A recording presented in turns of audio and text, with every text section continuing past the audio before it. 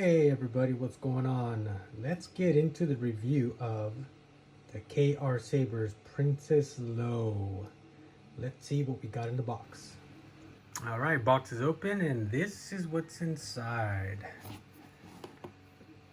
Bunch of goodies, looks like some assembly required. Alright, let's see where we go from here. Alright, let's continue the review. So, after going through everything that's in the box, and I definitely recommend you guys watch KR's video on its assembly. It'll definitely help out a lot and explain a lot, especially with the pearl inlays and the switch section, which all this has been already assembled. So as you can see, it is a gorgeous hilt. Very well done. Color is right on point. Everything is great, looks screen accurate, a lot of good detail. At first, I personally was kind of like, what's up with the pearl inlays? But you guys got to watch this video and it'll explain it. Because when you first get it, you're probably going to be like, what the hell? But it's fine. No issue there. So I'm taking this. This is the emitter for the pixel setup or in Hilt. And I believe this is the emitter for the stunt version. I won't be using this, so this is gonna kind of just be in the box. And then it comes with the heatsink if you want to do in-Hilt LED. I will not be using this either. Pixel is life for me. So moving along, a lot of good detail, especially right in here. Like, this is really nice stuff, really nice machine right there. The color is good. Everything is great on the outside. Now, before you guys get upset with me, let me go into the internals. Outside, outstanding work. Inside, I do have a couple of issues, and also with the hilt itself. So let me get the first one out of the way. I was hoping the body would unthread right in this section right here, right below the switch. That is ideal for any hilt design. So for you guys designing hilts, and trust me, I'm not speaking out of my ass. I've made my own hilts. I've installed many hilts. And I have personally, this is just my recommendation and my personal preference, is that you have the hilt done in two parts. Now there's several parts here. The pommel comes off, the emitter comes off, this choke comes off. But the body does not come off, and that's a big bummer for me. I cannot stress to you how much it's blech. Like, why would the body not come off? It would make chassis design, it would make install so much more friendly. It would make access to removable battery and board a lot friendlier than doing it down here. Now, given that I'm talking kind of like for those who are inexperienced and experienced from both parts. As far as those who are going to try to install this themselves, you can do a fully removable chassis now, because we have that technology to where, excuse me, you can have the chassis, like let's say the battery section removable, and the board and the speaker, and then have the switch section with the pins and the pixel LED. Let me plug in my boy here real quick. Smuggler's Outpost, Albert Flores sells these bad boys right here, which allow pixel and switch setup. So if you don't have a set of these, I highly recommend them, because you will be using it in this chassis. I mean, in this hilt, if you are going to design a chassis for it or install it. I will be doing my own chassis design for this, to where you can fully remove that section to have access to the board, battery, and speaker. And then the switch and pixel PCB will be in here with no worries, but you need that kit in order to do that. Otherwise, it's going to be kind of a recharge port style chassis. So anyways, I'm kind of getting off track here. My point is, I wish this would have been removable, because it would have made the install or chassis design a lot more friendly. You could have had a static chassis, you just move the battery and access what you want, but that's not the case now. So it complicates the install, but it's not a deal breaker. It's still doable. So now my next kind of pet peeve disappointment is the internal section. Now let me see if I can tilt this to where you can see. You see all those little bumps? You can kind of barely see them. Those are all screws. Every single one of them. And there's 12 total. All right, so let me get into that. Those are the screws that are holding these grip sections together. These right here. You have 1, 2, 3, 4, 5, 6, 7, 8, 9, 10, 11, 12. Okay, so you have what, 12, 1, 3, and 6. Yep, you have 12. Okay, so those need to be shaved down. Or the chassis has to be designed to where it can clear those with those slots to pass through those screws. It's not a deal breaker, but you would think it'd be made to size to where that wouldn't be protruding. So that's a disappointment. I personally, this is just my personal, one of my personal pet peeves is when designing a chassis, you got to deal with those screws. It's just a pain in the butt. It really shouldn't be there. It's kind of like an unfinished product that's left to the installer to do. So it's more work, more money. It should have been machined in production. Now, don't knock me for it. I'm not trying to bust his balls on this. These are just observations, and I'm giving you my honest opinion on the goods and the bads. That's a bad.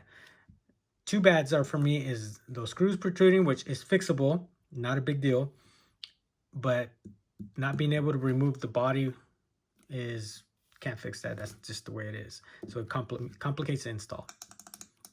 Everything else is pretty well designed, pretty well engineered. The pommel has venting for sound, and that's great. So everything about this hilt is on point, except for those two things. Those are the only two pet peeves I have. I can really complain about.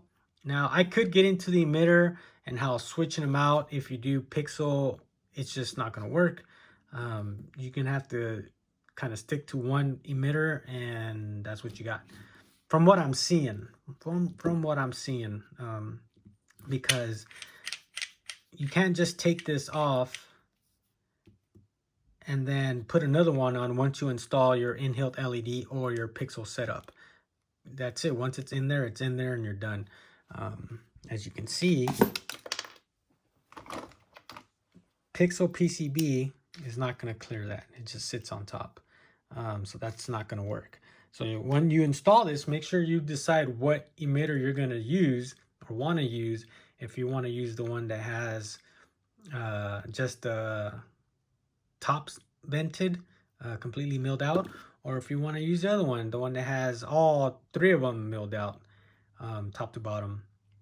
So just keep that in mind. This piece comes off as well. If you do want to do, if you want to use this one, you will have to make a retention screw here. This one has it for the pixel PCB, or I imagine the in-Hilt LED as well. But this one does not. This is the stunt version, I believe. So this is just for a static prop if you're not going to install it. But if you want to, you could probably use that one as well. You just have to make a retention screw for it. This one has it already. But that's pretty much it. It's not a real deal breaker, but when you do go to install it, you better figure out which emitter you're going to use, and you'll be good to go on that. So that's just a little detail I wanted to bring up. Other than that, the hilt looks amazing. Well done. Looks beautiful. And I'm going to give you a comparison to the Korbanth and the LGT version. And I'll let you know what I really think. All right, so this is the LGT, right? So we have KR, LGT, and the Korbanth. Okay. So, right off the bat, as far as size, length, and width, the Korbanth dominates all three of them. It's the fattest, it's the longest version. Well, let me see. It's a little bit shorter than the LGT, but it's definitely the fattest and the least installer friendly, I'm gonna say. No, I'm not gonna give this least installer friendly to the Korbanth, but it is the fattest, and I'd probably give it second least install friendly. And the color is off on this one. It's kind of get a browned. Let me put this over here so you get a better perspective of what I'm looking at.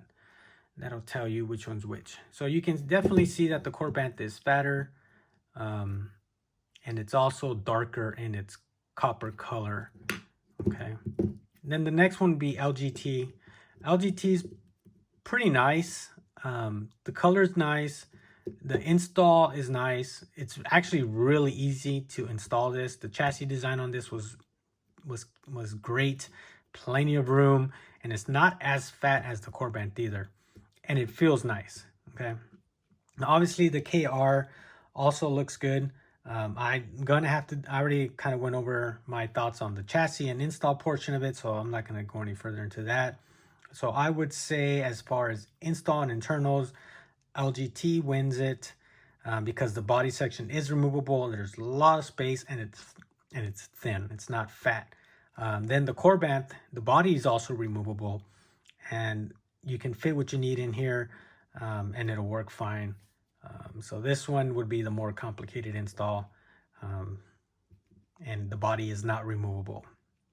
Okay, so those are my thoughts and opinions on these three. So if you were to tell me looks, definitely the Korbanth. The KR wins it. Everything looks great about it. It's perfect. Like a lot of great detail. So looks, I would give it to KR and then LGT in second, and then Korbanth third. As far as install, internals, definitely LGT takes first place. Korbanth would take second, and then KR would take third. And only giving KR third is because of the complication and doing the design and install for this one, because the body is not removable, but it just adds a layer of more work. It's a little more complicated to design the chassis so where it's fully removable, but it can be done. And once it's done, if all threes were installed, internal installs, I'd say first, second, third once the work is done, but doing the work first, second, third. So those are my thoughts, my opinions on the KR, the LGT, and the Korbanth. So that's pretty much it. I'll be designing the chassis. I already have chassis designs for these two. I will be doing this one, and it will be a removable chassis with a removable battery. You have your access to your board and your speaker as well. The switch will be set, and so will be the Pixel PCB portion of it. So that's pretty much it, guys. The Hilt's beautiful from KR. Outstanding work. Details perfect. Just these screws kind of killed it for me, and not having the body come off. Those are my only two pet peeves about the KR version of the Princess Leia. Other than that, it's a beautiful hilt. They're all pretty nice hilts. They're all solid. It's just preference now, how much money you want to spend. Obviously, the KR is the most expensive one of the three, but that's up to you. If you're on a budget, I definitely highly recommend the LGT. LGT is a good budget Leia version, and its install is cake. Plenty of room. All right, guys. Anyways, end of the video. Hope you enjoyed it. Hope you found this informative and helpful, and may the force be with you.